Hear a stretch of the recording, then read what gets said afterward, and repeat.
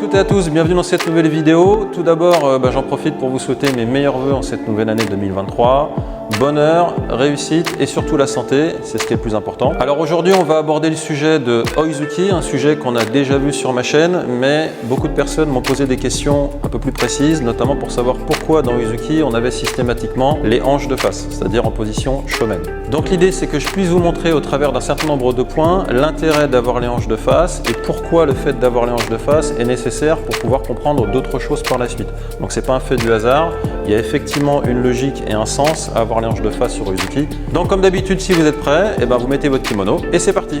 Par exemple sur Oizuki, vous démarrez, mettons en forme académique Geden Barai, vous faites Oizuki et à la fin vous êtes bien les hanches de face shomen. Alors premier élément de réponse, quand vous faites Oizuki shomen, en vérité vous n'êtes pas uniquement de face. Au moment où vous faites Oizuki, vous avez une vibration du bassin qui est dans l'idée de faire à la fois ami et shomen à la fin pour verrouiller votre technique en position de face. Donc en définitive, vous faites à la fois comme un kizami et comme un gyakutsuki dans une technique avec un coup de poing de face. Donc quand vous êtes par exemple ici en position Geden Barai, vous allez vous appuyer sur cette jambe et sur ce point de pivot qu'on a vu dans la dernière vidéo, pousser dans le sol ici pour avancer, et au moment où vous allez avancer, vous allez vouloir tourner votre hanche sur le côté, comme si vous faisiez ami, et comme si vous faisiez un kizami. Sauf qu'à la fin de votre technique, au moment où vous arrivez à mi-chemin, pendant que vous êtes dans le vide, au moment où votre pied va se réceptionner, vous allez reverrouiller sur cette deuxième hanche pour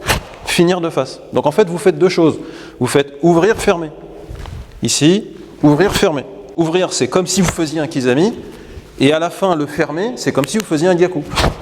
Je suis ici, je propulse, j'arrive là, je verrouille là. Et je fais donc kizami, avec la hanche qui s'ouvre, et à la fin, un gyaku. Et ça se matérialise dans un coup de poing de face. Également, en plus, vous avez le travail de l'extension de la jambe arrière avec l'appui dans le sol que vous retrouvez aussi naturellement dans le Gyakutsuki. Quand vous êtes ici, vous avez fait Gyakutsuki, vous préparez, la jambe arrière se fléchit légèrement quand on travaille de manière académique pour comprendre cette poussée de la hanche. Vous avez l'appui au sol et ici, vous tendez votre jambe. Et votre hanche se retrouve bien fermée de face, comme pour Oizuki. Vous poussez avec votre poing là, vous ouvrez la hanche pendant que vous êtes dans le vide, au moment où le pied se repose, vous refermez. Mais vous refermez en utilisant la même chose que pour Gyakutsuki, sauf que vous êtes de face ici. Quand vous démarrez ici, par exemple, on part Geden Barai, j'avance Oizuki, j'apprends à bien centrer mon poing au milieu avec une hanche qui se ferme dans le sens opposé de mon bras. Là, l'idée, c'est d'apprendre à faire bien droit en face, pour avoir la même direction ensuite avec Gyakutsuki. Si vous apprenez à faire Oizuki avec la hanche de côté, en fin de compte, quand vous vous redressez, ça veut dire que votre bras il est là-bas et que votre centre du corps il est ici. Donc pour apprendre à faire des techniques bien centrées, on apprend à placer sa hanche de face et avoir le poing bien au milieu avec le dos droit. Et quand je me redresse, c'est comme si vous faisiez des tsuki bien devant vous. Quand on débute le karaté, on apprend à faire des coups de poing debout. Debout. Après, on apprend à faire la position. J'avance. Et après, quand vous avancez, vous associez position plus haut du corps. Les tsuki que vous faites debout, plus la position. Et là, vous avez ce coup de poing-là, plus la technique de la position, qui s'associe ensemble.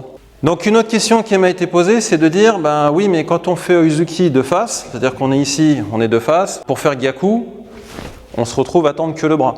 Alors que si j'ai le bras qui est là et que j'avais la hanche un peu ouverte, je pourrais avoir un mouvement de bassin pour pouvoir faire Gyakutsuki. Or, vous pouvez faire Gyakutsuki même en étant shomen, et donc vous devez reproduire une manière de bouger vos hanches de manière toute petite lorsque vous êtes en Oizuki pour pouvoir faire justement votre Gyakutsuki.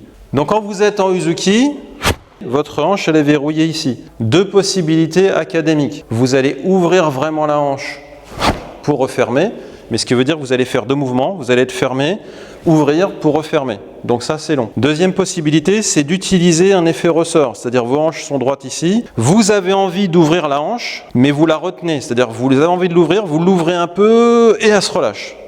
Vous l'ouvrez un peu et elle se relâche. Et en fin de compte, quand vous êtes ici avec le bras tendu Oizuki, vous relâchez et vous refermez. Et donc votre dynamique et votre poussée, vous la retrouvez par une légère petite vibration.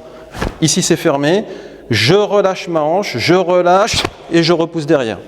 Ici, je relâche et je repousse derrière. Et là, vous avez la dynamique pour faire Gyakutsuki même en démarrant de face. L'opposé en partant de Gyakuami. C'est-à-dire que vous êtes ici de face, vous allez serrer un peu plus vers la hanche comme si vous cherchiez à faire Gyakuami. Et quand vous relâchez, la hanche revient et la poussée se répercute. C'est-à-dire que vous atterrissez sur votre pied.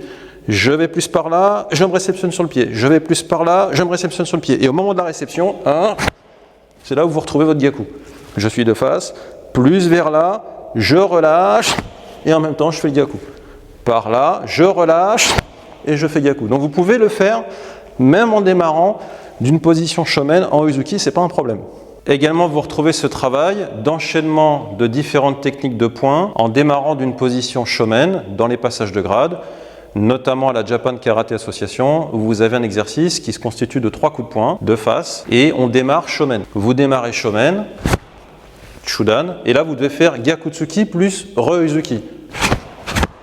Et donc vous travaillez cette vibration de hanche avec des techniques de face. Et pas comme ceci, qui est aussi un exercice qui existe, où là vous allez faire Kizami, Gyakutsuki et Oizuki, ou Kizami, Gyakutsuki et Kizami. C'est d'autres sortes de travail. Mais ce travail existe.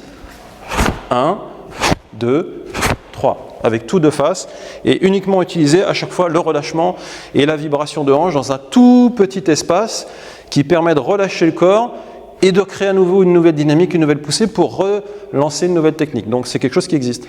Donc le travail de Oizuki en position Zenkutsu, c'est de vous préparer à un autre travail académique qui est de savoir faire Oizuki en Zenkutsu Dashi et aussi Gyakutsuki en Zenkutsu Dashi, mais aussi d'enchaîner Kizami Gyakutsuki sur place également en Zenkutsu Dashi. Puisque vous apprenez à utiliser ce point de pivot pour ouvrir la hanche, naturellement, vous savez faire Kizami.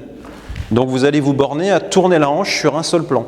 Ici, et là vous avez tourné sur un seul plan. C'est-à-dire que vous avez étendu le premier mouvement de la hanche pour finir en Kizami. Autre point, vous tournez et vous préparez votre Gyakutsuki. Ici, et donc là j'ai mon point qui est ici, j'ai préparé par exemple ma main en tate shuto, ce que vous voulez, et la jambe lorsqu'elle se finit, vous allez verrouiller ici, et vous allez faire Gyakutsuki. Donc vous retrouvez ces deux techniques dans une seule qui est Oizuki. Vous avez fait l'ouverture plus la fermeture. L'idée après, c'est de pouvoir faire les deux en même temps. Grâce à Oizuki, vous avez appris à ouvrir-fermer.